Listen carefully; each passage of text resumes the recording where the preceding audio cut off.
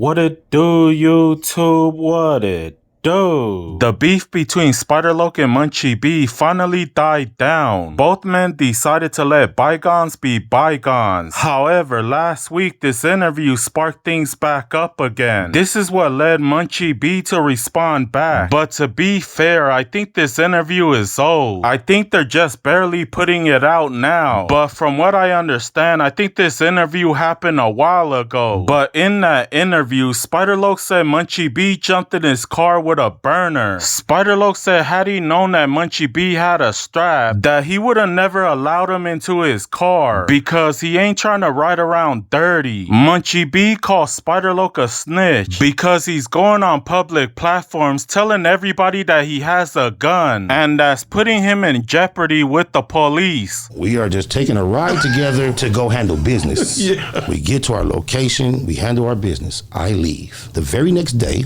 the individual that we went to pull up on, shout out Alex Alonso, calls me and says, Spider, my bad, I apologize. I had to tell Munchie, the whole time he was with you yesterday, he had a gun on you in your car dirty. He didn't let you know. I told him that ain't cool. Damn. So then Munchie called me and apologized. Now, first of all, I'm surprised that Spider-Loc got all upset over that, because it wasn't too long ago that he got into it with Tiny Double Up over the same thing. You got into his car with a strap. Tiny Double Up said he didn't know that you was armed, because had he known, he would have never picked you up. Then on top of that, you try to make him hold your pistol. My boy kept telling you no, and that's the reason you guys fought in the projects. Munchie B said you be picking and choosing, because when them fools try to burn down your house, you got mad at the East Coasters for not leaving you a pistol, and the only person to look out for you was a blind man, and you wasn't complaining about his pistol then. Okay, now you complaining about this firearm. I recall the same night gasoline was put on your porch. You was running around your little small apartment frantic. I ain't gonna say his name. Somebody from East Coast came over there. Shout out to him, because he don't F with you no more. He came, told him what happened. He went and got his thing, came back, stayed a minute, and left.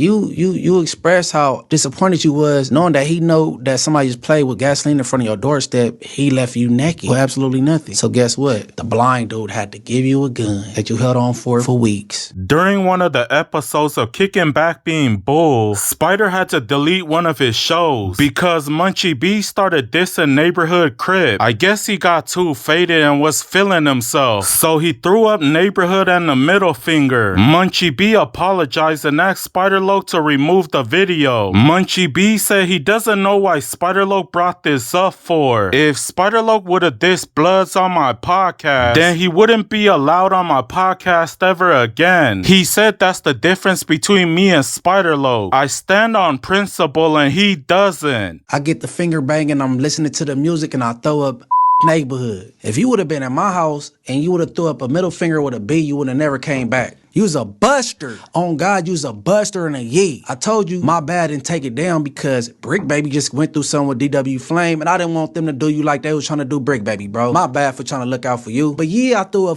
Neighborhood, and I came back to your house repeatedly after that. Munchie B put some serious allegation towards Spider-Loc. He said that my boy committed treason. Last year, the Bloods threw their own function. It was a VSOP function. VSOP stood for villains, swans, outlaws, and Paru. But what the Bloods didn't know at that time is that just down the streets is 97 Hood Day. Spider-Loc is from East Coast Crip, but specifically he's from the 97. So two guys from Outlaws accidentally went to 97's Hood Day, but when they found out it was the wrong venue, that's when they immediately left. But I don't know how you would get those two venues mixed up. I'm pretty sure there was a lot of guys wearing blue. Off the top, I would have knew I was at the wrong function. Down the street is 97 Hood Day. The homies from 20 Outlaws, two of them, they walk in, they looking for the VSOP function, the blood function. They walk in where the East Coasters having their thing at. They say, hey, this the VSOP function? They say, no, this the 97 party. The homies, oh, they got up out of there. They went down there and talked to homies.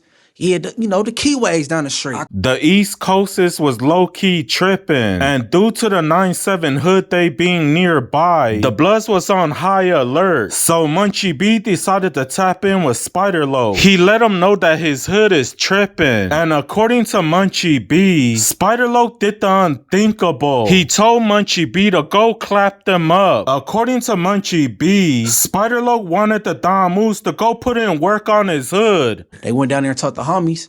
Yeah, the keyways down the street. I called Curtis. I called Spider. I said, man, your homies down the street. Hey, Mushy, you and your boys here do y'all shit, like that shit up. He want me to have my homies go down there and air out 97 Hood Day. His hood, where he got dead homies from, which he banged for years. You want the Bloods to come bust on your Hood Day.